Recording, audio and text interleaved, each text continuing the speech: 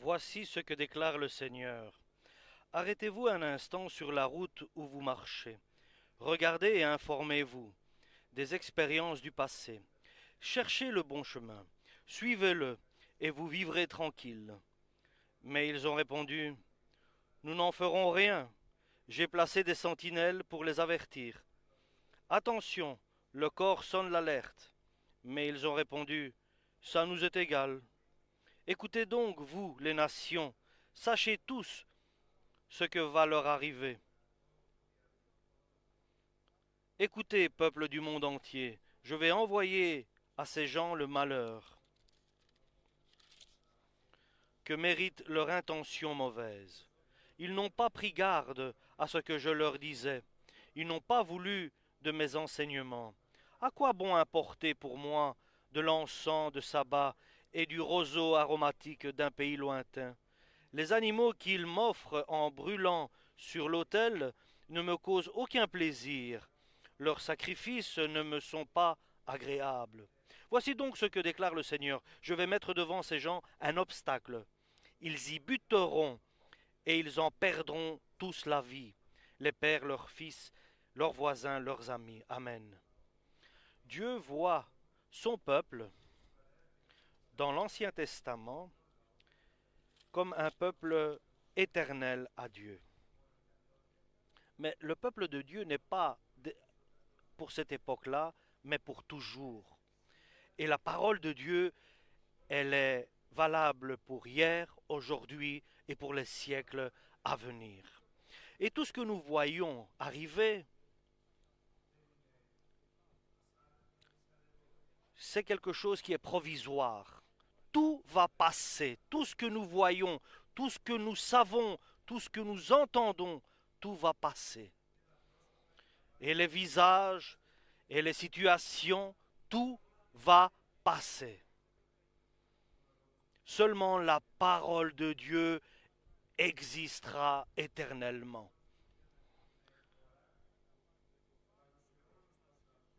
Et la parole de Dieu agit sur tous les hommes. Il voit son peuple, Israël, qui apporte de l'encens pour le brûler et des sacrifices pour le remerciement à Dieu. Ils apportent même de sabbat, c'est-à-dire de lointaines régions de l'encens, pardon, pour le sacrifice et pour les bonnes odeurs qu'ils brûlent au temple de Dieu. Il voit son peuple prier avec des prières excellentes, en apportant de l'encens de très loin pour plaire à Dieu. Et il voit aussi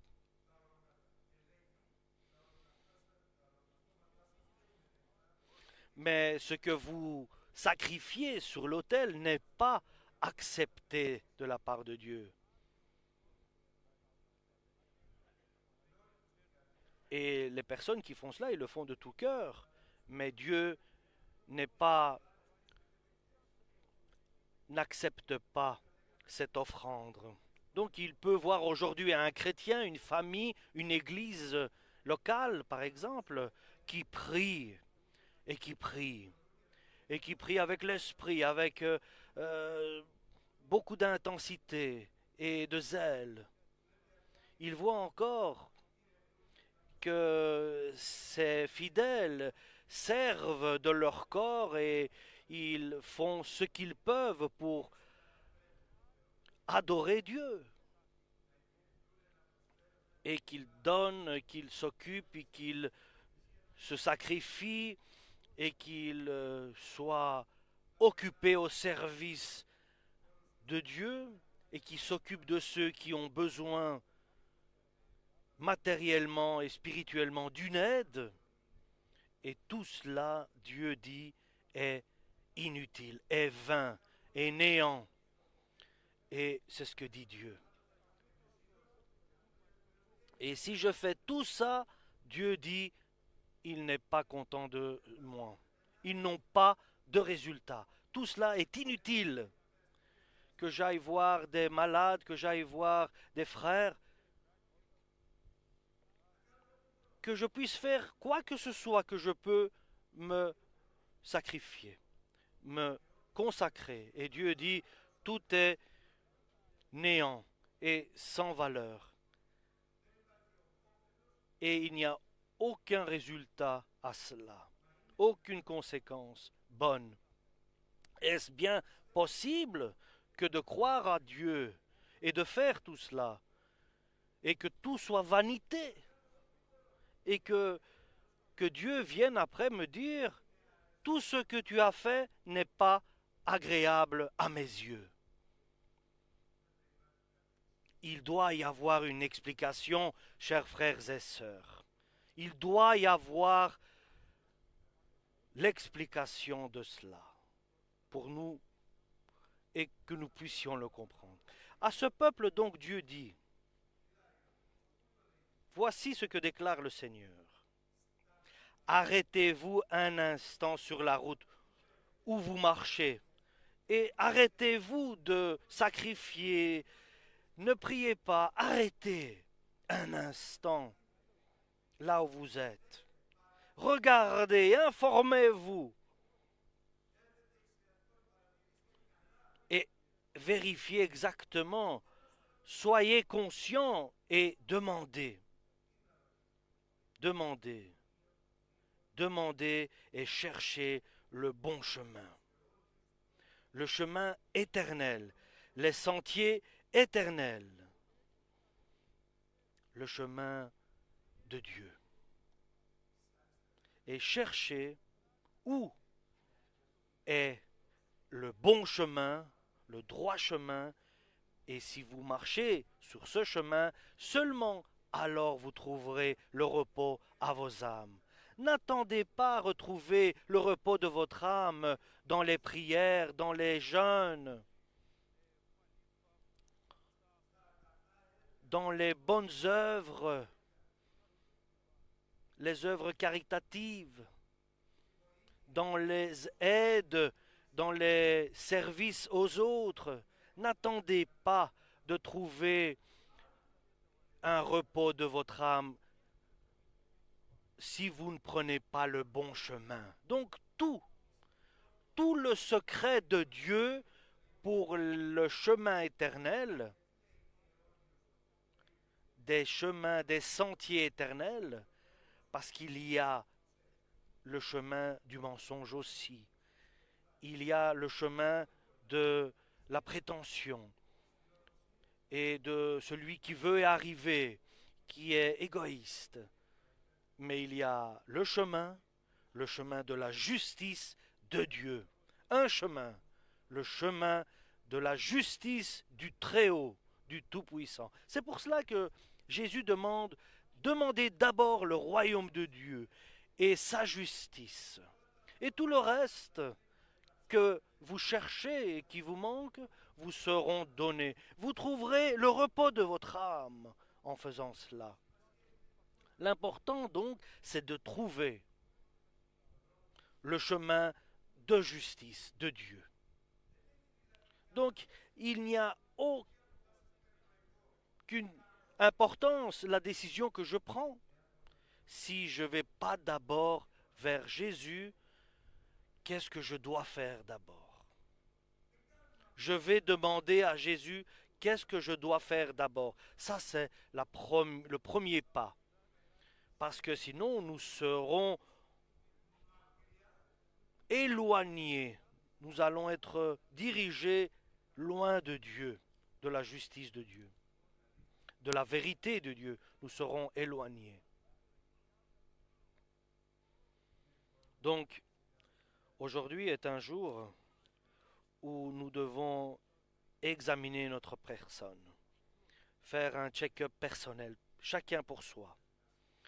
Nous devons réfléchir très bien. Nous devons nous arrêter de tout ce que nous avons fait, de tout ce que nous faisons, et de tout ce que nous voulons et pensons. Nous devons nous arrêter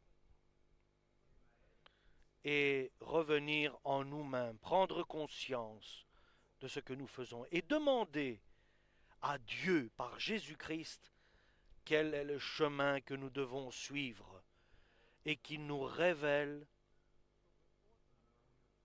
le chemin de justice sur lequel nous devons marcher.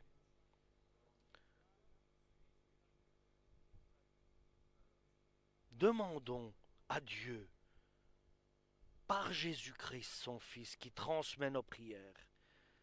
Et je vais le dire comme Dieu me l'a révélé. Tu dois faire un clic dans ta tête, dans ta pensée, et tu dois arrêter de penser, de réfléchir,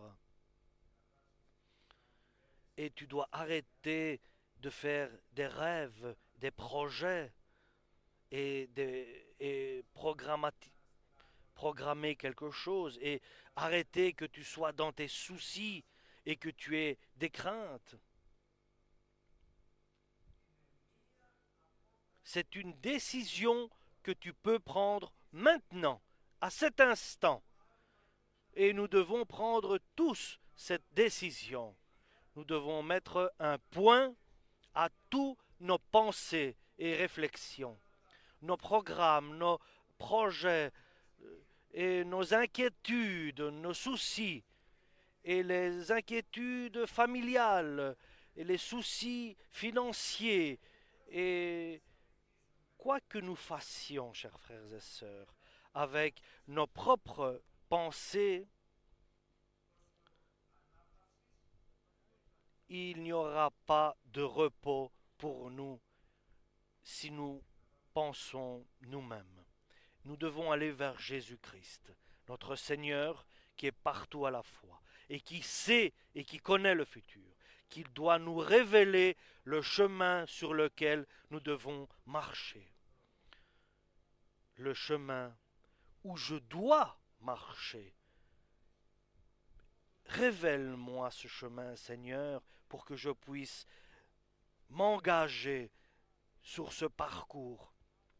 Et alors je trouverai le repos de mon âme. Alléluia. Et éloignons-nous de nos pensées, de nos réflexions et de ce que nous entendons autour de nous, qui influence bien sûr notre manière de réfléchir.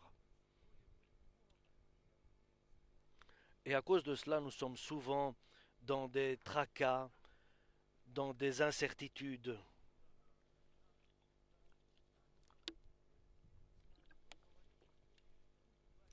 Et dans tout cela, Dieu nous dit qu'il y a pour nous un bon chemin. Et si tu le suis, ce chemin-là, il y aura pour toi un repos. Ton âme sera en paix. Et l'important, c'est que eux, ils ont dit, nous ne voulons pas marcher sur ce chemin que tu nous donnes à marcher. Nous savons, nous sommes grands. Nous savons très bien ce que nous voulons faire et nous devons faire, disaient ici les Israéliens à cette époque-là. Et Dieu,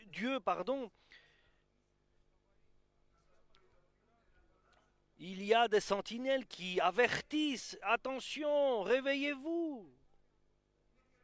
Il est temps que tu te réveilles de ton sommeil. Le jour termine, la nuit approche. Tu ne peux pas dormir. Écoutez le son de la trompette. Le son. Et ils ont dit, nous ne voulons pas écouter le son de l'alerte. Et ils sont restés sur leur chemin. Ils ont été têtus. Et ils sont restés sur leur chemin. Et aujourd'hui est un jour personnel pour chacun de nous. Il y a pour toi, chers frères et sœurs, pour toi frère, pour toi sœur, il y a le chemin de Dieu. Il existe le chemin que Dieu a préparé pour toi. Tu n'es pas une exception de tous les autres enfants de Dieu. Tu n'es pas le seul qui n'en s'en sort pas dans la vie que nous traversons, avec ta famille, avec ton travail, avec toi-même, avec ton entourage. Il y a un chemin de Dieu pour toi. Avant la fondation du monde, Dieu avait préparé ce chemin sur lequel tu dois marcher. Et l'œuvre de Dieu et les promesses de Dieu, moi, je vais te donner de la sagesse. Moi, je vais t'éduquer et t'enseigner où tu dois t'engager, mais pas avec un cœur rempli de crainte et d'hésitation, mais un cœur rempli de foi et de sécurité et de confiance à Dieu. Je peux vous dire, une fois, j'étais perdu, je ne savais pas où aller, à gauche, à droite, devant, je ne savais pas où m'engager. Et j'ai dit, attends. Et je trouve une personne, je lui demande, pour aller à Maroussi, où je dois m'engager. Ah, là où tu es très loin, tu vas vers le Pirée maintenant. Mais moi, je veux changer de direction. Tu peux me dire quel est le chemin pour que je dois aller à Maroussi. Tu dois faire le tour, tu dois faire demi-tour, faire là-bas, tourner là-bas, et tu vas arriver à Kifissia et à Maroussi. Et la crainte et la peur s'en va. Dans la vie naturelle, bien sûr. Maintenant, je sais, ils m'ont dit où je dois aller, où je dois m'engager. Et j'ai eu confiance à ce qu'il m'a dit. Souvent, il peut faire aussi une erreur, l'homme naturel de ce monde. Il m'a dit de sortir là, cette sortie, et je me suis perdu. Ça peut arriver, chers frères et sœurs. Maintenant, je vais de nouveau m'arrêter. Je vais de nouveau m'arrêter. Et je vous parle d'expérience personnelle. Et je demande à Dieu, trouve-moi une personne qui peut me guider exactement. Et j'ai trouvé une personne qui, plus loin, je demandais, et il m'a expliqué, à la deuxième sortie, tu tournes à droite et tu es là où tu dois te rendre. C'était si facilement, et moi j'étais si près. Et pourtant, il faut s'arrêter, demander. Et nous savons que le royaume de Dieu est prêt.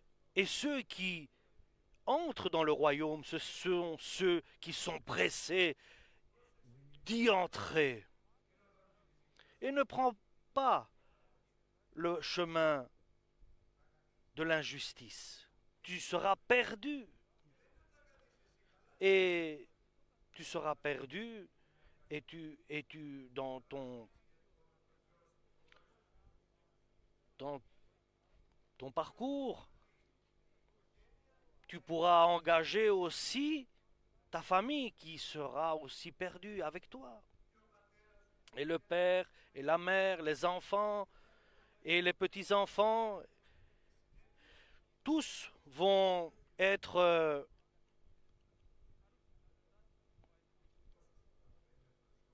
éloignés du droit chemin à cause de ta propre décision, surtout pour l'homme qui a la responsabilité de la famille, surtout pour la femme qui a la responsabilité des enfants, surtout pour chacun de nous personnellement, et nous avons la responsabilité de nos frères. Et Dieu vient ici et il leur dit, écoutez, nation, ce qui va arriver à cette personne. Ils ont dit, nous n'allons pas marcher sur le chemin que tu nous dictes à suivre. Nous n'allons pas écouter la voix du Saint-Esprit et le son du corps qui alerte. Voilà, dit Dieu, moi, le Seigneur Dieu, je vais envoyer à ces gens le malheur que mérite leur intention mauvaise. ils ont de mauvaises intentions. C'est un mauvais chemin qu'ils veulent prendre, alors qu'ils le suivent. Moi, je vais apporter le mal, le malheur à ces gens sur ce peuple-là. Parce qu'ils n'ont pas pris garde et à ce que je leur disais, et ils n'ont pas voulu de mes enseignements. Moi, je vais importer le malheur parce qu'ils n'ont pas pris garde à ce que je leur disais. Et ils n'ont pas voulu écouter la voix du Saint-Esprit. Et ils n'ont pas donné de l'attention à ce que je leur disais. Et voilà. Et ils n'ont pas pris en compte la parole écrite. Ils l'ont rejetée. Ils n'ont pas pris en considération cette parole divine, ni à la parole que je leur ai dite, ils n'ont pris part, et ni à mes recommandations, ils n'ont pas suivi. C'est pour cela, ce peuple qui offre ses sacrifices et qu'ils font leur jeûne et qu'ils font leur service et leur liturgie, tout est inutile, tout est vanité et tout est sans valeur. Et parce que Dieu aime l'être humain, sa créature, ainsi parle Dieu. Moi, je mettrai beaucoup d'obstacles devant ce peuple-là. Peut-être qu'il va comprendre. Je mets un empêchement, il voudra aller par là, mais il ne pourra pas. Il voudra faire, mais il ne pourra pas. Et il ne saura pas le faire. Parce que je mettrai des empêchements, des obstacles à gauche et à droite. Il sera obligé d'aller tout droit. Et s'il ne comprend pas, et qu'il continue, même si je mets des obstacles, alors, et les mères et les pères tomberont sur ces obstacles. Tu vois l'obstacle et tu tombes sur l'obstacle. Tu vas t'abîmer, tu vas te détruire. Tu vois l'obstacle, va à gauche, va à droite, mais pas sur l'obstacle. Réfléchis, vois, regarde, il y a quelque chose qui ne va pas. Il y a une faute ici. Tu fais une faute. Nous avançons, par exemple. Tu vas avoir un accident. Et le voisin et l'ami vont être perdus. Pourquoi les pères et les fils? Parce qu'un espère à l'autre. Le père espère au fils pour l'aider. Le fils espère au père parce qu'il dit il sait, il va m'aider. La femme espère à son mari parce qu'il est le mari. Et tout le monde se perd. Chacun espère à l'autre, mais ainsi ils se perdent. Au lieu d'espérer tous en Dieu, à Dieu. Et le voisin et l'ami, il va m'aider et tout ira bien, par exemple. Mais tout le monde disparaîtra, tout le monde se perdra, même le voisin, même l'ami. J'ai un ami, par exemple, et nous avons confiance et nous espérons à son aide et nous sommes perdus. Cela est très important, chers frères et sœurs. Il est très important de dire aujourd'hui, tous ensemble, de faire un clic dans notre esprit, dans notre cœur, dans notre pensée, dans notre âme, dans notre réflexion. Aujourd'hui, je ne dois pas partir de l'église si tu ne me dis pas ce que je dois faire. Est-ce que Dieu a la manière de nous parler? Oui. Oui. Aujourd'hui, je veux que ta parole soit parfaite dans mon cœur, que ton Saint-Esprit me parle. Je veux trouver le chemin de justice pour moi. Mon chemin, je veux le trouver, le reconnaître. Tu as dit que tu vas m'enseigner, que tu vas m'éduquer sur le chemin que je dois m'avancer et m'engager. Tu vas me donner des conseils. Et tu me promets que tu prendras soin de moi. Et si je marche sur le chemin de justice, je serai en paix avec toi. Et comment tu vas me parler? Avec ta parole, cette parole écrite. Et quoi que je fais, si je le trépasse, c'est illégal. Et par le Saint-Esprit, lorsque je l'appelle et je le cherche et qu'il me dirige et il me guide, alors je suis vraiment un enfant de Dieu, héritier de Dieu et co-héritier de Jésus-Christ. Amen. Pour la parole du Très-Haut.